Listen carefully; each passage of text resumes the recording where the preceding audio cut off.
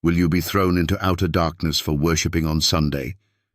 There is a warning in the words of Jesus that many overlook, words that should shake every believer to their core. In Matthew 22:13, Jesus says, "Bind him hand and foot and take him away and cast him into outer darkness. There shall be weeping and gnashing of teeth." Who was this man? Someone who thought he was welcome at the wedding feast. Someone who looked religious but lacked the garment of obedience. Could this be the fate of millions today? People who claim to follow Jesus but worship him on a day he never commanded? The seventh-day Sabbath is the only day God sanctified. It is the only day he commanded his people to remember. The seventh day is the Sabbath of the Lord thy God, declared in Exodus 20:10. It was blessed at creation, written in stone by the finger of God, and never changed by Christ or the apostles.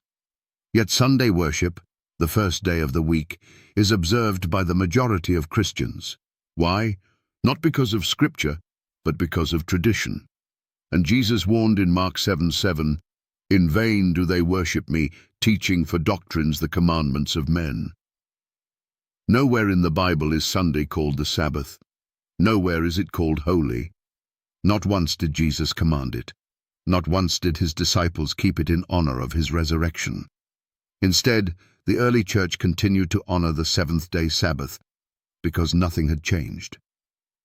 Sunday worship came later, introduced by Constantine in 321 AD and later enforced by the Roman Catholic Church, which claims it changed the Sabbath. In their own words, they declare, "Sunday is our mark of authority. The Church is above the Bible." This change was never authorized by God. This leads to the ultimate question. What happens to those who knowingly reject God's Sabbath and cling to Sunday? What happens to those who follow man instead of God? In Matthew chapter 7:21-23, Jesus delivers a sobering warning. "Many will say to me in that day, Lord, Lord, and then will I profess unto them, I never knew you. Depart from me, ye that work iniquity." Iniquity is lawlessness, breaking God's commandments. That includes the fourth commandment, the Sabbath. When the final test comes and Sunday laws are enforced around the world, every person will be required to choose. Those who accept Sunday in place of God's Sabbath will receive the mark of the beast. Those who honor the seventh day will be sealed by God. Revelation 14:9-11 warns of the eternal consequence. Those who worship the beast and his image will drink the wine of God's wrath, poured out without mixture.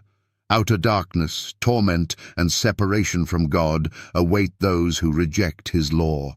This is not about legalism, it's about loyalty. God is not asking for empty religion. He's asking for obedience rooted in love. "If you love me, keep my commandments," said Jesus in John 14:15. Now here's the challenge. To every skeptic, every preacher, every Sunday worshiper, show one verse where God changed the Sabbath to Sunday. Show one verse where Sunday was made holy by divine authority. Show one commandment from Christ that replaces the seventh day. You can't, because no such verse exists. So the question remains, will you follow truth or tradition? Will you risk being cast into outer darkness for holding on to a lie? The time to decide is now. God's light is shining. His commandments are clear. The invitation is open. But those who ignore his voice will find themselves outside, cast into outer darkness, not because they weren't religious, but because they refused to obey.